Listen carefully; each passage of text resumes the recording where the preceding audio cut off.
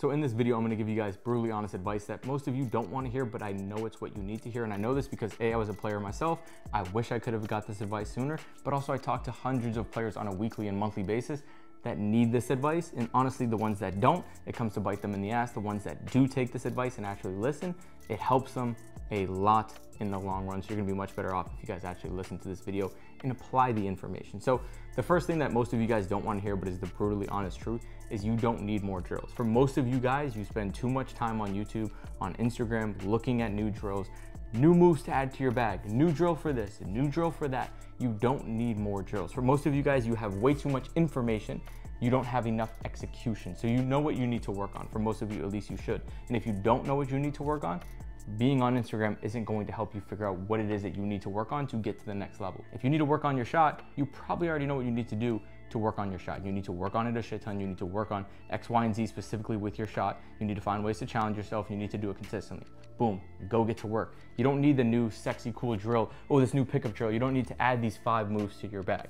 In reality, again, you know what you need to work on, so you're going to waste time and feel like you're doing something by watching these new workouts, these new drills, going to do them because you get to avoid going to do the shit that you actually know you need to do that you don't want to do. Point number 2, which I hear every single week from numerous players, is my coach just doesn't like me. That's why I'm not playing. There is the rare case that some coach just randomly doesn't like a player. But for most of you guys, there's actually a reason why they don't like you. And if you're jumping from team to team and every coach doesn't like you, it's probably not the coaches, it's probably you. So again, even if a coach doesn't like you for no reason whatsoever, right? That's what they always say. Oh, there's no reason why my coach doesn't like me. He just doesn't like me. Even if that's the case, having that mindset isn't going to put you in a better position. If you have that mindset and you say, screw it, whatever, he just doesn't like me, and just keep doing whatever it is that you're doing, you're not going to get more playing time. You're not going to be in a better position to get more shots up in game. For him to reach out to coaches for you, it's not going to help you. So even if that is the case, figure out what can you do. Look in the mirror. What could you have possibly done that that coach does not like you for? How are you acting in practice? How are you handling yourself with teammates? How are you responding to him? Are you actually looking at him when he's talking, or are you just not listening, right? Maybe that's why he doesn't like you, because you don't listen, because you have a bad attitude, because you think you're the shit, because you think you're better than you are. I know it's tough, but again, you have to look at yourself in the mirror and you have to be brutally honest with yourself, because for some of you, and for a lot of players that I see, you have the skill, you have the IQ, you're a great player. But most coaches just might not want to deal with you if you have a bad attitude or you are just a nuisance to the rest of the team. Maybe you're great, but your attitude and how you carry yourself and how you are as a teammate drags the rest of the team down, so they're better off without you. So again, you just need to be brutally honest with yourself, because this is a missing link for a lot of players that they don't focus on that can hurt them when it comes to getting to the next level. So again, just something to think about. Okay, this coach doesn't like me. This coach doesn't like me. Why? What am I doing? What can I do differently? Maybe you go and talk to the coach. This just takes you being humble, you removing your ego and looking at yourself honestly in the mirror. And most players don't want to do that, which is exactly why they don't reach the level that they want. And honestly, just most people in general don't want to do that. So if you can acquire this skill and be honest with yourself and look in the mirror, and you can do this now, you are going to be a much better person in general, person in life, more successful in life if you can do this. So point number 3 is your potential does not matter, especially after a certain point. You're 13, you're 14, you're 15, you're a good 13, 14, 15-year-old.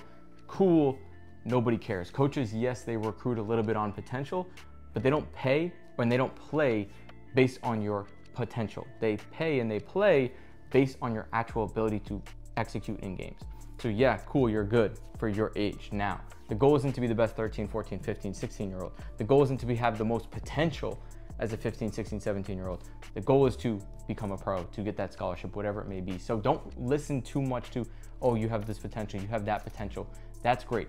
That's a blessing for yourself that you have that potential. But again, that does not matter. All that matters is how you actually execute and where you get to down the road. This is exactly why all these youth phenoms, right? All these people that have crazy potential, they're super good at a young age, they flatline, is a lot of this that gets to their head. They think they're special. They think they're this person. They get comfortable. They don't have to keep working because they have this potential. They're the best player at that age, at that level, in that area. Cool, they feel complacent, when in reality, that's not the goal. If that's your goal and you're happy with that, that's fine. But for most of you, you just have to set the bar even higher. Cool, you have a lot of potential as a 15, 16-year-old.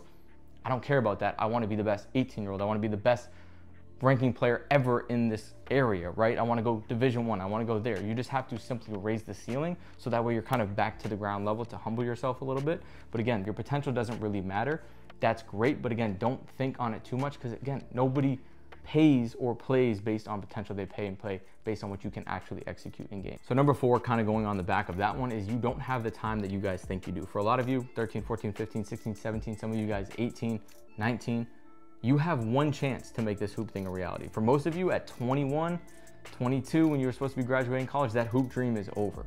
You are no longer in a position to be able to do that. Very, very, very, very, very rare case where, again, you can go pro, whatever. But if you don't have it figured out by then, if you're not at least on the cusp, it's over. And for most of you, if you don't get to go play in college, again, your hoop dreams are over. So to go play in college, you need to be a college basketball player at 17. So if you want to be a college player, you got to pick up the habits of a college player at 16, 15, 14. You need to be training with urgency. You need to be training like you're a pro player, like you're a college player early. And if you don't, I'm 14, I want to go have fun. I want to go play video games with my friends. I want to go do this. I want to be a kid. That's fine. Be a kid. Be an average kid. You'll be an average adult. That's fine. Go and do that. So when you're 14, 15, 16, you can't be like everybody else. You can't just act like a kid. You need to move with urgency and realize, hey, I don't have time. If the hoop dream is what you want to do, go play college, get a scholarship, go play pro. Again, you have to figure it out by 17, because at 17, you're going to get recruited to go play in college. That's going to get you to a good college program. That's going to help get you set up to go and play pro. And if you don't go to a good college, or you don't get to go play in college at all, nobody's going to take you overseas. So now you have to fight your way, an uphill battle to get on a college roster, which you're probably not going to get on a good one, to then fight uphill again to go play for a better, more respected program, to then potentially go overseas.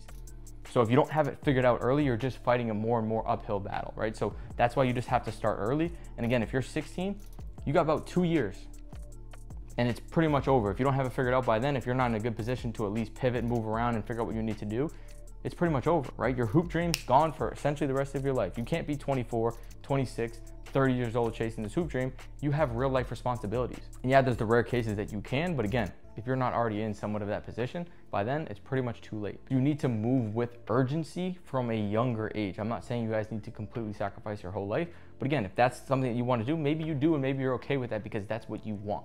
And you're okay with not fitting in with everybody. You're okay with not listening to everyone and doing what everyone else is doing. That's fine, because again, you have to move with that urgency. So macro patience, be patient in the long run.